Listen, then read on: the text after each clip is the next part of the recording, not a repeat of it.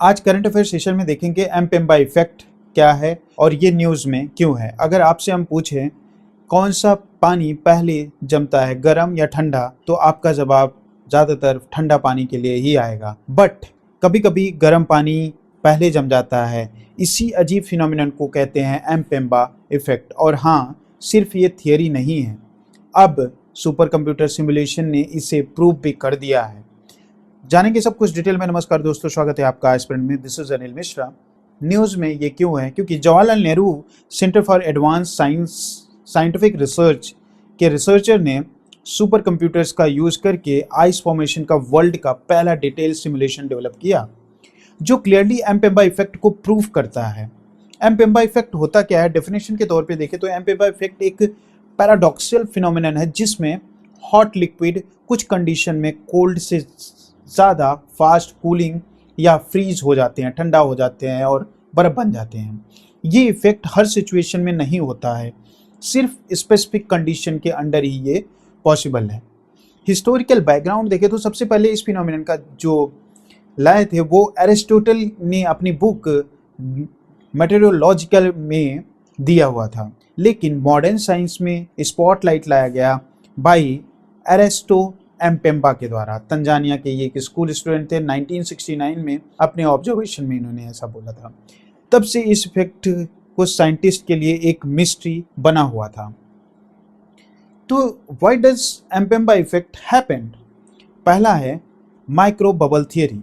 जब पानी को बॉईल किया जाता है उसमें माइक्रो बबल रह जाते हैं।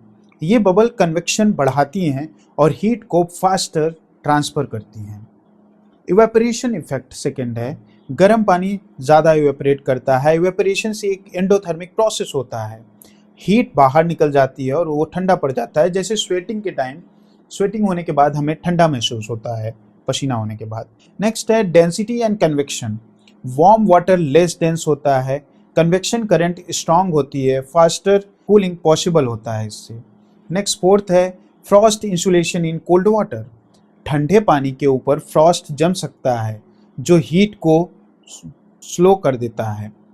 Next dissolve compound. बॉइलिंग से कैल्शियम कार्बोनेट जैसे कंपाउंड प्रेसिपिटेट हो सकते हैं, फिर डिसॉल्व होके फ्रीजिंग पॉइंट को अफेक्ट करते हैं। रिसेंट जो हुआ जवाहरलाल नेहरू सेंटर पे सुपर कंप्यूटिंग फाइंडिंग में, उसमें क्या क्या मिला?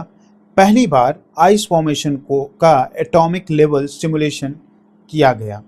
ये प्रूफ हुआ कि एमपेम्बा इफेक्ट सिर्फ वाटर तक लिमिटेड नहीं है, सिमिलर बिहेवियर अदर मटेरियल में भी मिला। Fluid to solid phase transition के दौरान हो सकता है। मतलब ये एक यूनिवर्सल फिजिकल फिनोमिनन हो सकता है। Why this research is important? Scientific significance अगर देखें तो फेज ट्रांजिशन पॉसिबल के बेटर अंडरस्टैंडिंग मिलेगा इससे।